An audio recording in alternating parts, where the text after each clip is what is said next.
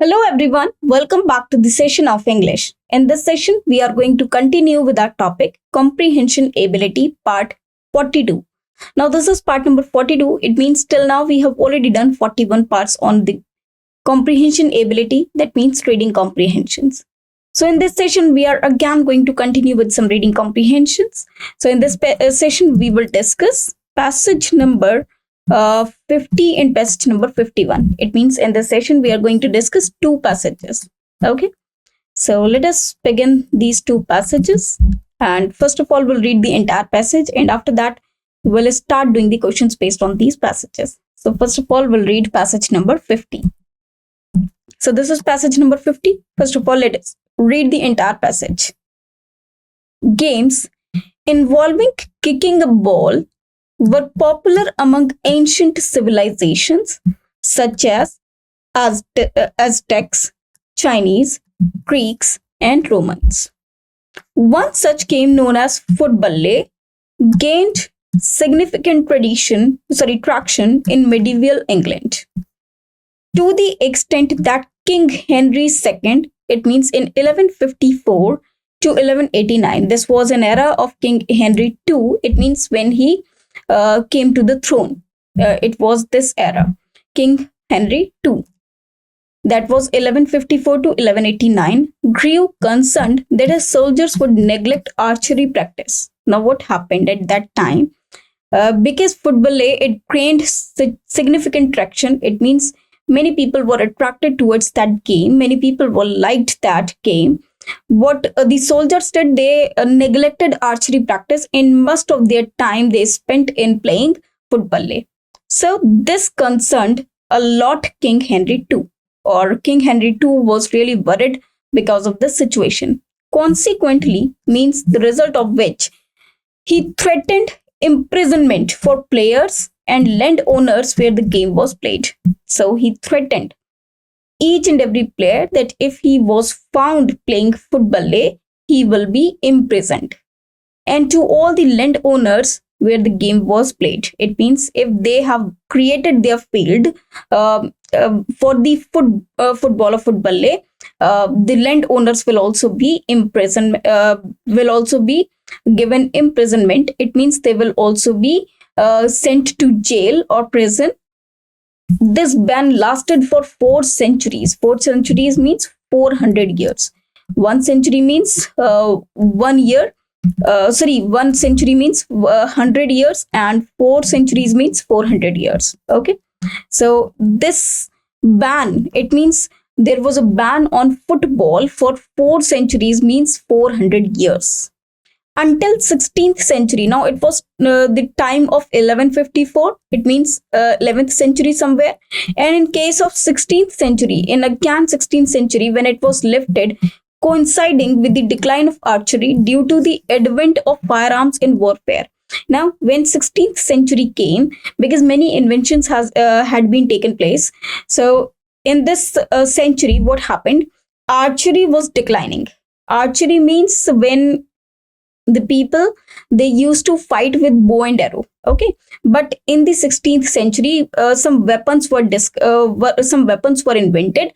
Those were firearms in warfare. So firearms were used in the warfare or in the wars. Okay, so King James I, now who came to the throne? King James I later endorsed the sport. It means he again, you can say, continued the sport, or he again promoted football. Okay, lauding it as an honorable and manly pursuit, because he found that and he praised that this game is really an honorable and manly pursuit. In 1863, now what happened in 1863? Numerous British football clubs united under an association and collectively termed the game Association Football. Now, previously its name was Football. They now given the Association Football the game a new name. Additionally, the term saucer derived from sauce, short for association. It means short word for association. So this is short word for association, that is SOC. So what happened? That this saucer is derived from the name of the short name of association, that was SOC. While the game is predominantly known as football worldwide. Now it is known as football worldwide, means nowadays as well, many people, they know the name of this game as football, not the saucer. Okay, though they know, but they widely use the term football. Exist at least 10 distinct variations of football played globally, because there are 10 distinct variations. Variations means that there are 10 types of football which are being played in the world. For example, there are football, there are water football, and there are many. So here there are various variations of football, okay, which are being played. So I think you must knowing the another types of football or another variations of footballs. Okay, so this was the passage about football game. So I think this passage is also very short and easy and interesting passage as well. So now let us just try to solve the questions based on this passage. The writer suggests that sports held the interest of English monarchs. Football gained popularity in England during the 19th century. The origins of modern football can be traced back to England, or football is an ancient game. So according to the passage, what can be derived from the passage according to these options? Now, if I say sports held the interest of English monarchs, if you see that there is nothing written about this, that English monarchs were involved in the playing of the game. Okay, games involving kicking a ball were popular among ancient civilizations such as Aztecs, Chinese, Greeks, and Romans. Okay, so it was not anywhere in England or English. Okay, it did not attract English monarchs. Football gained popularity in England during the 19th century. 19th century is now the modern time, the recent time. If you see in 1863, numerous British football clubs united. It means it was before 19th century. So football was played before 19th century as well. It was played in 16th century, and even before that, in it was banned in 1154. So it must have been played before that as well, before 11th century as well. So this statement is not correct. The origins of modern football can be traced back to England. Not England. Actually, it was firstly popular in the Aztecs, Chinese, or Greeks and Romans. Okay, so we cannot give the credit of its origin to England. Football is an ancient game. Yes, this can be said. Actually, football is a game which was played in ancient times, ancient civilization. So we can, yes, we can say that football is an ancient game. Therefore, correct answer will be D. Okay, other lines I have already shown you that this is verified that these cannot be the answers. So D is the correct answer. Now let us move to the next question, and the next question is, football was prohibited in England during 12th century because players were playing on land that didn't belong to them. King Henry was worried about sports. Not many people wanted to join the army. Soldiers were neglecting their archery practice. As you can see, it is written over here that King Henry II, 1154 to 89, grew concerned that his soldiers would neglect archery practice. Therefore, what he did, he banned. Consequently, he threatened imprisonment for players or landowners where the game was played. The ban lasted for 4 centuries. Okay, so here, according to this, D will be the correct answer. Now, let us move to the next question. And the next question is, King Henry's law stated that it would be people who played the game would face imprisonment, spectators would face imprisonment, owners of football fields would face imprisonment, or both A and C. As you can see over here, it is written. Consequently, he threatened imprisonment for players and landowners where the game was played. So according to this line of the passage, paragraph number 1, it is people who played the game would face imprisonment, as well as owners of football fields would face imprisonment. Therefore, A and C. So D will be the correct answer according to this situation. That is both A and C, because both the people who played, it means the players of the football, as well as the land owners whose land was used to play the game. Okay, so D will be the correct answer. Now let us move to the next question. And the next question is, King James permitted people to play football because he was more lenient than Henry II. He didn't compel people to practice archery for military purposes. He had a great fondness for the game. Firearms were used in the war instead of bows and arrows. Now, as you can see over here, it is written, until the 16th century, when it was lifted, coinciding with the decline of archery due to the advent of firearms in warfare, King James I later endorsed the sport, lauding it as an honorable and manly pursuit. Okay, so according to him, it was lifted coinciding with the decline of archery, because there was a decline of archery due to the advent of firearms in air war. Firearms were used in war instead of bows and arrows. Therefore, D will be the correct answer. Rest of the things are not mentioned in the passage. Therefore, this D is the correct answer, because according to the last line of the first paragraph of the passage, it can be concluded or inferred that firearms were used in war, due to which archery was getting declined. And because this archery was getting declined, it lifted the playing of football again. Okay, now let us move to the next one. The next question is, football is famous sport because it is a sport with ancient origins. It is played extensively in England. It is played all over the world. There exist 10 distinct variations of the sport. Now, as you can see, the last line of the passage, while the game is predominantly known as football worldwide, there exist at least 10 distinct variations of football played globally. So, according to this, C. Okay. If we say that famous because, as you can see over here, while the game is predominantly known as football worldwide, numerous, now as you can see over here, that were popular amongst ancient civilizations, such as, so people all over the world it is played.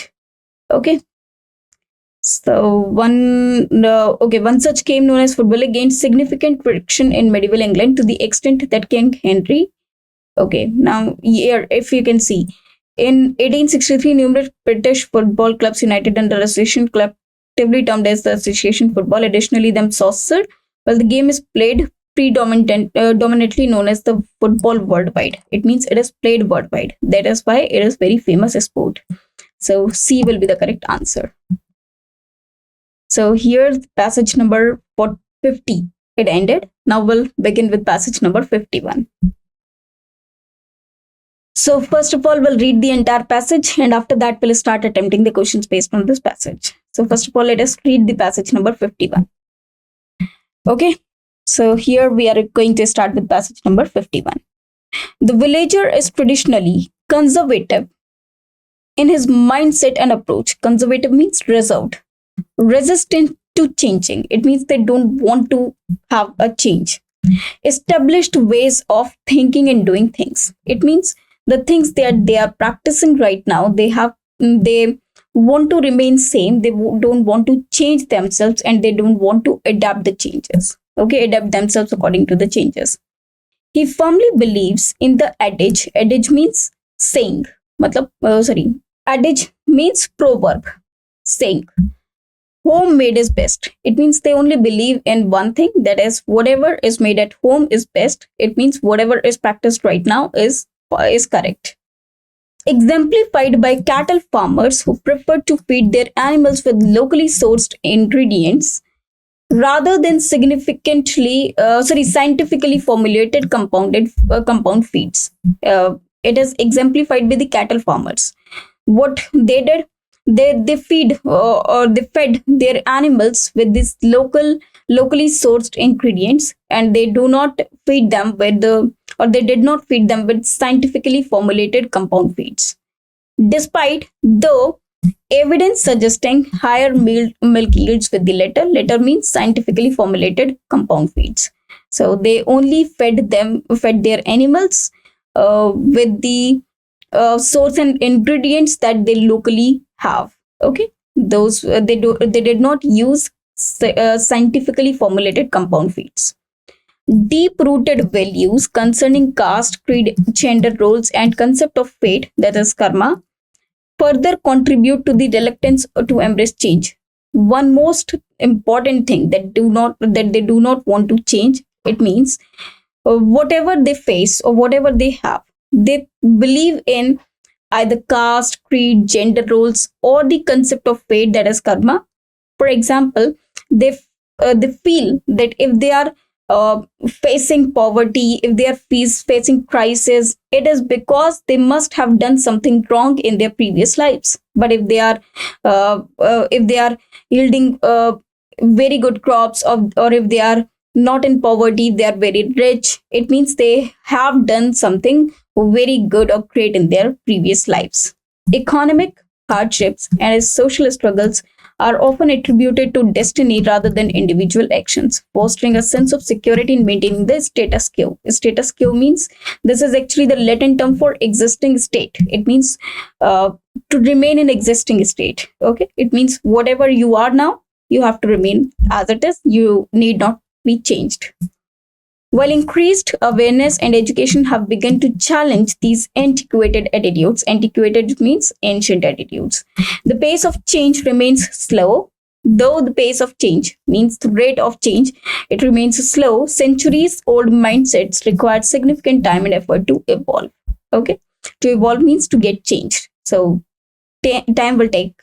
It will take time because the mindset of the villager is very conservative, and it is very difficult to change them. Okay, now let us start doing the questions based on this passage. The first question is, when do we say someone is conservative in how they think and act? When he is open to experimenting with every new idea before embracing it.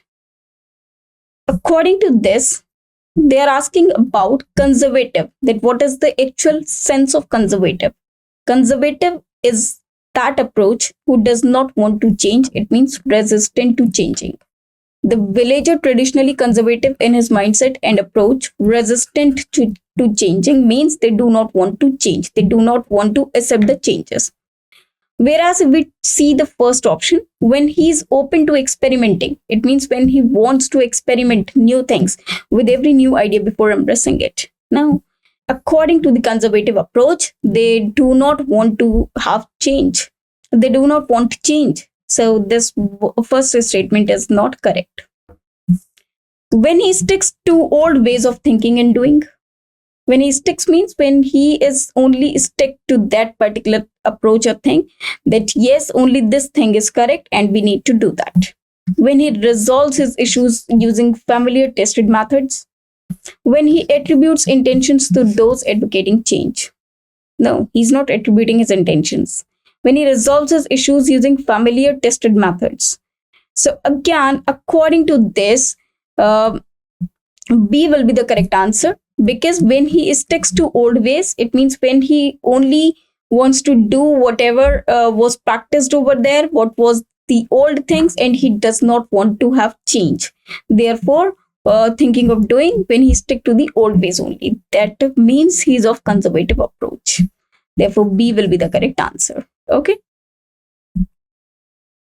Familiar testing method does not apply over there, because it is not saying that the thing that they are that is known, but they are saying about the things that are the old ways of doing something. So the next question is, what is underlying meaning of the expression homemade is best? So what is actually the meaning of homemade is best? What the author is trying to say with the help of this phrase. Whatever is being practiced is better than what is new. Homemade is best. They are saying that homemade, it means what is made in home, that is best. It means that is good. So according to this situation, he firmly believes in the adage. Adage means proverb, that homemade is best. It means he wants to say that because he is of conservative mind, mindset approach. It means whatever he's practicing right now, that is good, and anything which is changing, it is not good.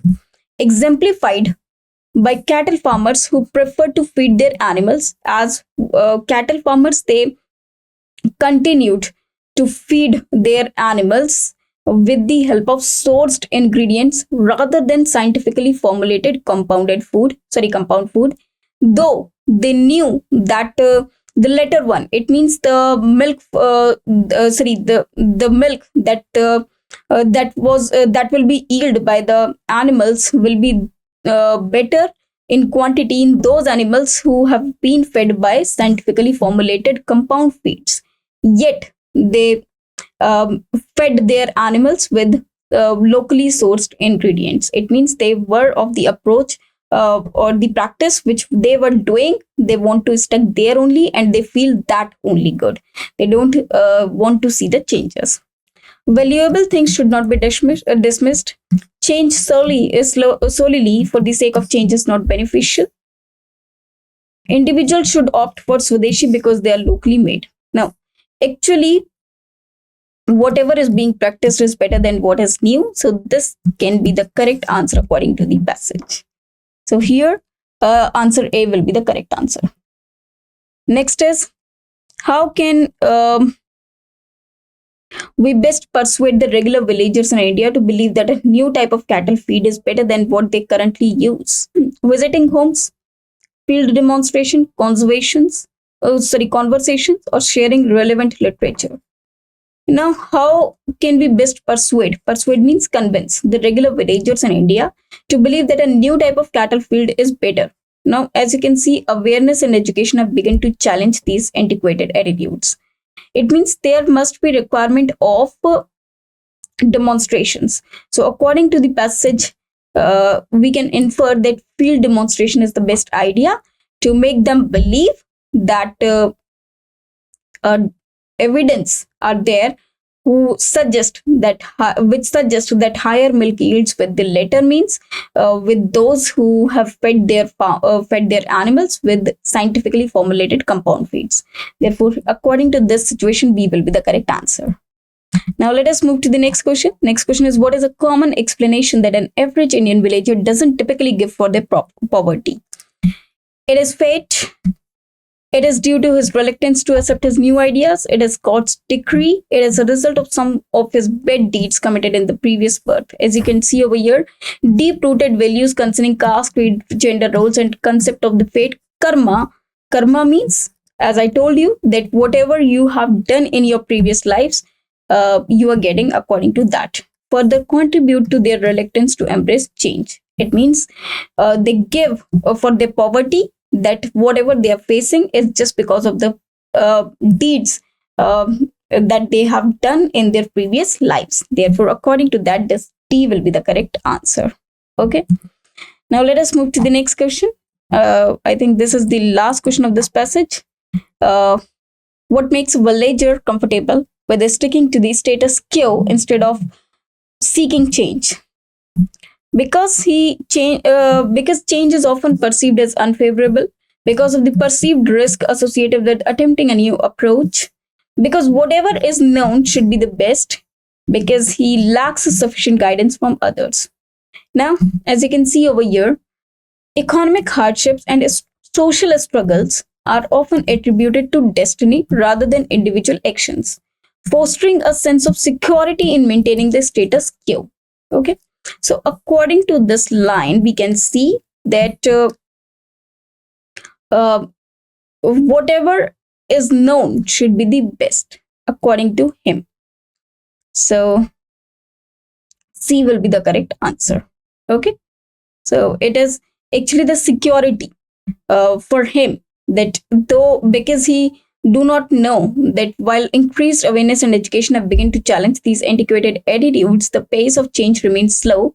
Centuries-old mindsets require significant time and effort to evolve, because they do not have knowledge. Whatever they know, they want to practice only that. Okay, so they are in fear of attempting something new. So here, according to this, C will be the correct answer, which is the closest according to the context of the passage. So these were again two passages that we have discussed in this session. That is passage number 50 and 51. I hope you understood the meaning of these two passages very well. So in the next session, we will be doing some more passages. Thanks to you.